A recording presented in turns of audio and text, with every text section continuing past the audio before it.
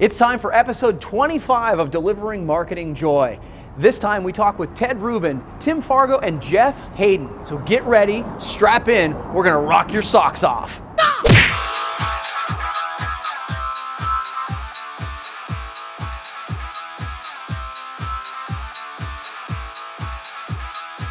It occurs to me in reading the book that, one of your big points is I think so many times we think whether it's fitness or business or whatever, in order to make some sort of change in our life, we just got to make some giant sweeping change. Right. And I think if there's one overall theme from the book, it's kind of like, hey, it doesn't work that way. Right. Change happens in small steps. So A, am I right? And B, why is that the case? I'm sure there are people that can somehow make this sweeping change and make it stick. I don't know any of them, but I'm sure. But I'm sure they're out there.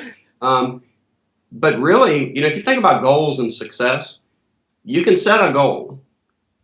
That's great. But really, what gets you there is the routine and the habits that you build that support that. Right. And so, changing habits is hard. Building new habits is hard.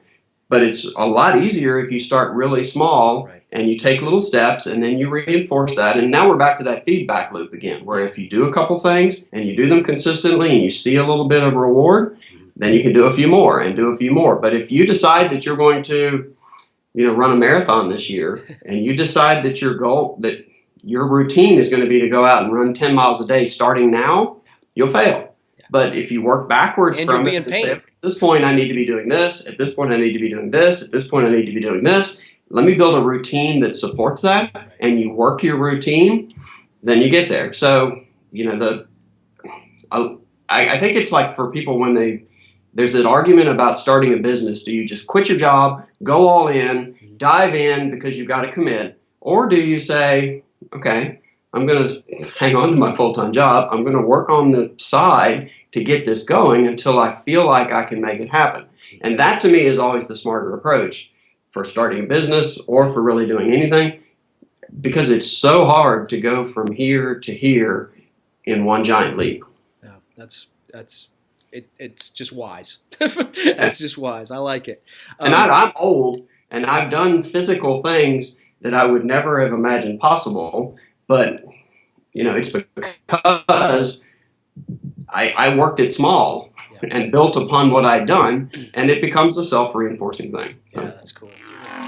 You talk a lot about appreciation and why that's been important for your success. Why do you think that's important? Whew, that's a big topic, right. And it's a big hot button for me. And I've written about it, and I thank people on Twitter because it is a big thing for me. Yeah.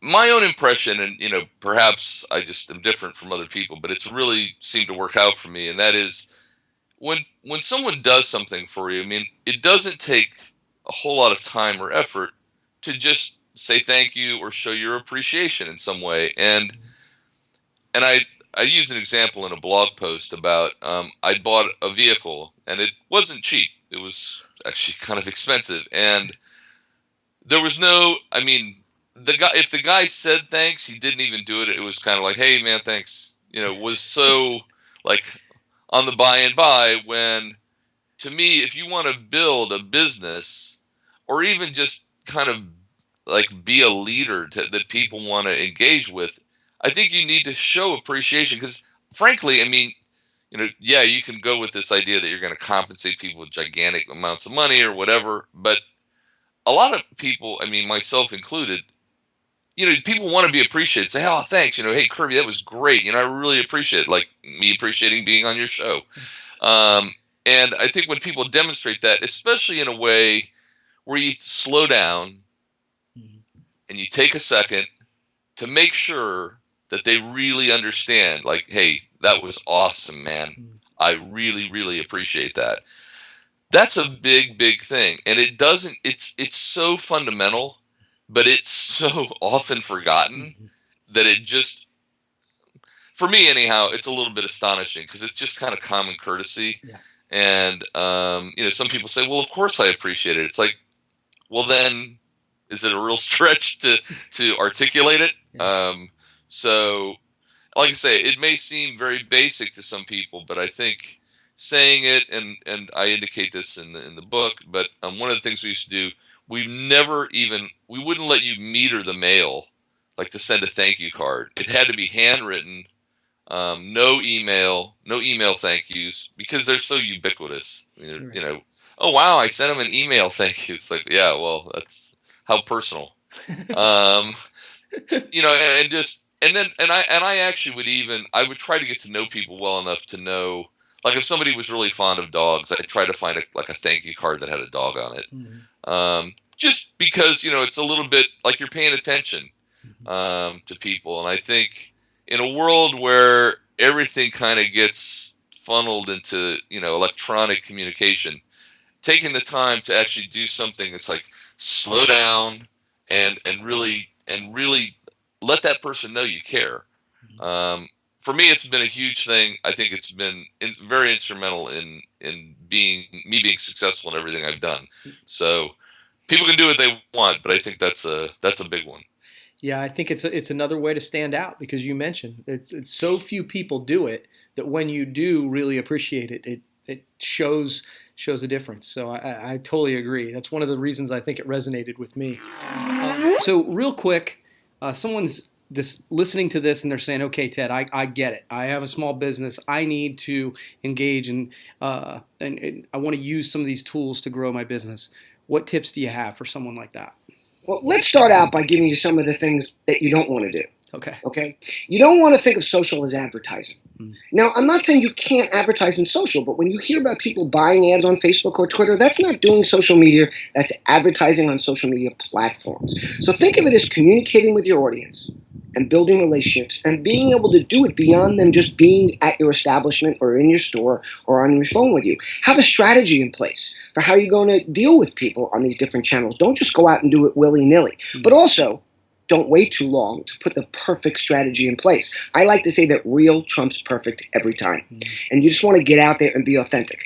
So, what do you do? Customer service should be considered an investment. Too many companies think of customer service as an expense, instead of understanding that the best time to communicate with your audience is when they have a problem.